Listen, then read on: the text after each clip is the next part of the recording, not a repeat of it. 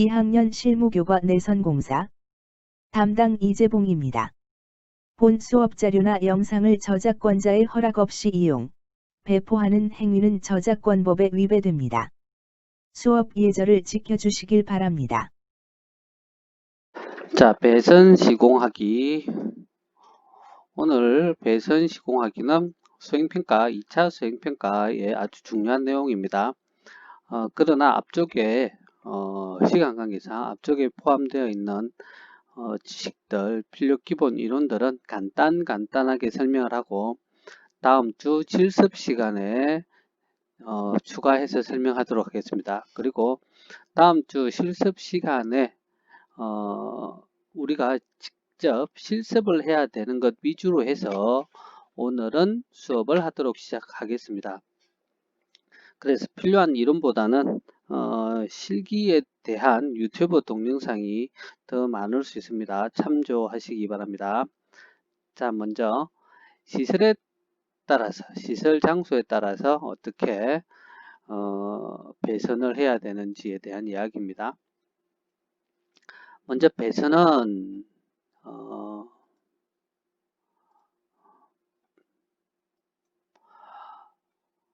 합성수지나 금속전선관, 우리가 사용하는 전선관들을 하는 배관 배선 방식으로 배선을 하느냐. 먼저 배선이라는 것부터 설명할게요. 배선은 전기선을 어떻게 배치를 하느냐는 이야기입니다. 그래서 배치를 어떻게 하느냐, 거기에 대한 이야기고, 이 배치를 하는 걸, 선을 배치하는 걸 배선이라고 합니다.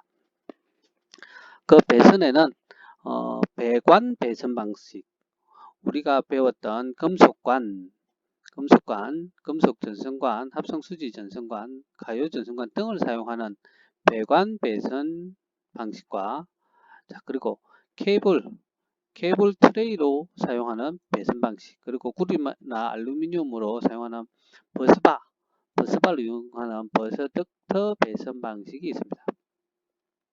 자, 배관 배선은 이렇게 배관이나 관 작업을 하고 이 안에 선을 집어넣는 걸 이야기하고, 케이블 트레이는 이렇게 사다리 같은 트레이를 만들고 이 위에 케이블을 얹어두는 걸 이야기합니다. 그리고 버스 덕트는 덕트가 있으면 여기에 버스라는 부스바 또는 막대로 생긴 형태의 전선이라고 해야 되겠죠. 전선을 연결하는 방식입니다. 자, 두 번째 간선이라고 되어 있는데요. 이 간선은 먼저 모선이랑 구분을 해야 됩니다. 모선과 간선은 뭐냐 하면은 주저희가 발전소나 이런 데서 와가지고 변압기를 거쳐서 변압기에서 다시 나오는 이 선을 모선이라고 합니다. 모선. 그래서 인입에 대한 걸 모선이라고 그러고요. 그 다음에 인입된 계폐기, 여기 있죠. 인입 계폐기로부터 분기점에 설치된 분기 계폐기를 간선이라고 한다 되어 있거든요. 모선에 있으면은 이 모선이 들어오면은 여기에 계폐기가 있습니다. 계폐기. 작은 용량에서는 차단기라고 하는데요. 작은 용량에서는 차단기입니다. 그냥 차단기라는 펜이 갑자기 안 먹네요. 차단기라고도 하는데 이 차단기 중에서 용량이 큰 것들을 일반적으로 계폐기는 그냥 스위치입니다. 스위치. 우리가 온 오프 하는 스위치 계폐기라고 합니다. 그래서 인입이 되는 계폐기에서부터 분기점에 설치된 분기 계폐기까지 배선을 간선이라 한다라고 되어 있죠. 자, 변압기에서 우리 집으로 들어오는 메인 차단기, 우리 보통 메인 차단기라는 말을 쓰는데 공장 같은 경우에는 큰 계폐기가 있습니다. 이 계폐기에서 다시 다른 계폐기까지 발전소에서 오고 변압기를 거쳐서 우리 집에 들어오면은 인입 계폐기에서 다시 분기 계폐기에서 다시 이렇게 분기가 되는 걸 분기회로. 그래서 여기까지를 모선. 자, 여기를 뭐라 그런다? 모선이라 그러고요. 모선 엄마선이라는 이야기죠.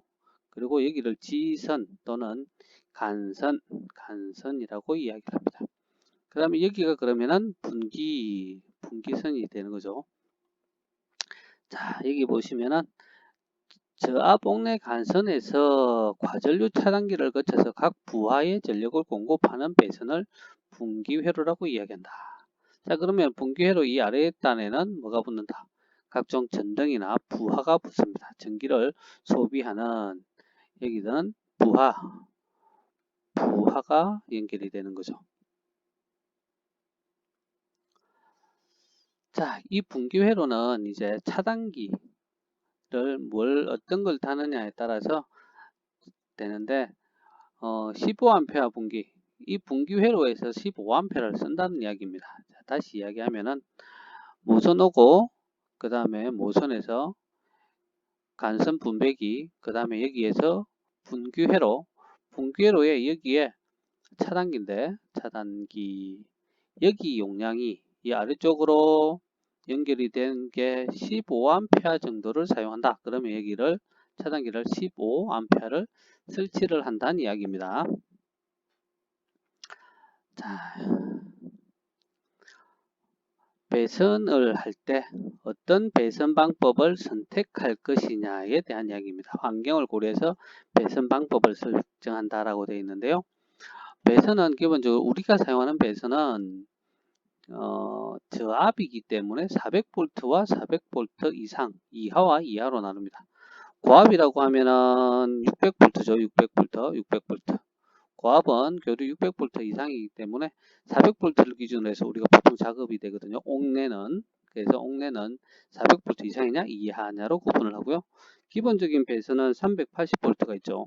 이거는 동력 배선, 삼상동력이고 220원 단상의 전등, 전열에서 작업이 됩니다.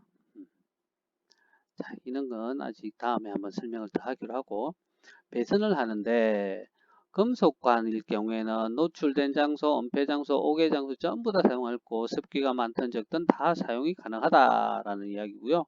다 가능하다는 이야기입니다. 이건. 자, 그런데 합성 수지관 중에서 CD관을 제외하고는 이런 노출, 은폐, 오개 다 가능합니다. 근데 CD 전선관은 2라고 되어 있죠. 2가 뭐냐면은 여기 직접 콘크리트에 매설하는 경우를 제외하고 전용 불연성이나 자성이 있는 난연성관에 넣는 경우에 한해서 실시한다. 난연성이 있는 불에 잘 견디는 경우에만 노출로 설치할 수 있다는 이야기입니다. 여기 2번. 그 위에 20번은 이렇게 XX 돼 있는데 가요전선관은 결로 현상이 많이 발생합니다. 1종은 결로 현상이 많이 발생하고 2종은 안에 종이 재질이 들어있거든요. 그래서 결로가 생기지 않습니다. 그래서 1종 가요전선관은 보통 습기가 많은 곳에는 다 할 수 없어요. 습기가 많은 곳에는. 그리고 옥 외에도 할 수 없겠죠. 당연히 물에 젖기 때문에. 옥내 같은 경우 건조한 데는 사용이 가능합니다. 단 2종 가요전선관은 습기를 머금을 수 있는 종이가 안에 들어가 있어요. 일반 재질에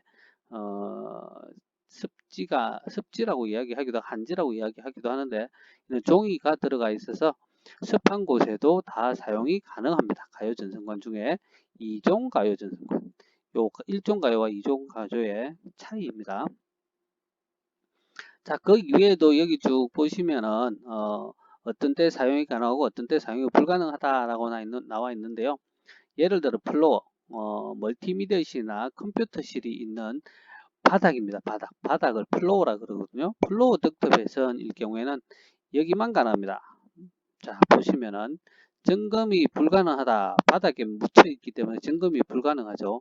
그래서 점검이 불가능한 장소에 건조한 장소일 때, 그리고 세 번째 보시면은 콘크리트 등의 바닥 내에 한해서 콘크리트 바닥 위에 플로어 덕트를 설치하고 전선이 안 보일 경우에만 뭐가 가능하다. 플로어 덕트로 배선이 가능하다라는 이야기입니다. 자, 요건 이 표를 따라서 어떻게 설치할 것이냐에 대한 이야기인데요. 방금 했던 거는 400V 미만 일반적인 설치할 때 우리가 일반적으로 설치할 때고요. 400V 이상일 때는 거의 비슷합니다. 자, 위의 장소와 거의 비슷한데 예를 들어 애자 같은 경우에는 은폐에 불가능 장소 이 부분이 있는데요. 이 부분 보시면은 여기가 불가능합니다. 애자는 뭐냐 하면은 밖으로 노출되어 있는 전선이거든요. 그래서 은폐되고 건조하고 또는 애자 전선은 애자 배선은 고압에는 쓰지는 않아요. 그래서 불가능합니다. 자, 그래서 이걸로 이 표로 구분을 할 수 있습니다. 어디에 사용할지 안 할지는. 자, 용량. 전선의 굵기를 어떻게 선정을 할 것이냐라는 이야기거든요. 전선의 굵기는 일단 흘러가는 부하에 따라서 다릅니다. 흘러가는 부하. 얼마만큼의 부하가 흘러가느냐. 그러면은 그 부하에 해당되는 전선의 굵기를 선택을 해야 되고요. 전선의 굵기뿐만 아니라 변압기, 그 다음에 차단기 전부 다 해당이 됩니다. 이거는 실제 배워가면서 이거는 현장에 가서 배워가면서 해야 될 문제이기 때문에 간단히 넘어가도록 하겠습니다. 자, 그 다음 분기 회로를 설계할 때 어떻게 할 것이냐. 얼마 이상에서는 몇 개의 분기 회로가 될 것이냐. 그러면은 이게 뭐냐면은 배선용 차단기를 몇 개를 설치할 것이냐라는 이야기인데, 아파트나 주택에 가면은요, 인입해서 전신주에서 이렇게 우리 집으로 들어오는 두 가닥에 이렇게 배선용 차단기 있고, 그 다음에 여기에 누전 차단기가 있습니다. 누전 차단기가 이렇게 세트로 있는 걸 분기함이라 그러는데요. 배전함 또는 분기함이라 그러는데, 아파트에 이렇게 다 되어 있어요. 그러면 아파트의 용량을 얼마나 쓰느냐, 아파트 평수에